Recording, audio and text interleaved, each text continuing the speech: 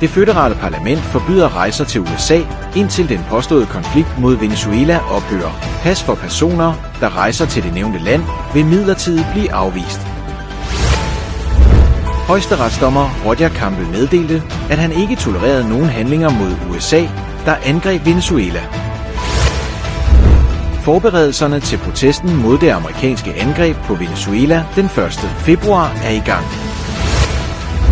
En lejlighedsbygning i Clafferkey brød i brand, angiveligt på grund af en forsømt elektrisk ventilator. 77 mennesker døde, mens 34 overlevede. Ifølge formanden for det føderale transportkontor Harlem Sedonnel vil passage af små køretøjer på nogle motorveje i landet være forbudt fra den 15. februar. Orange vejrvarsler for flere områder i landet på grund af truslen om snestorm fortsætter. Vejret vedrørende snestorm vil blive overvåget senere. Live fra CTRB Nyhedshovedkvarter i Halbergsejr. Dette er nyheder gratis 7 med Astrid Bringer.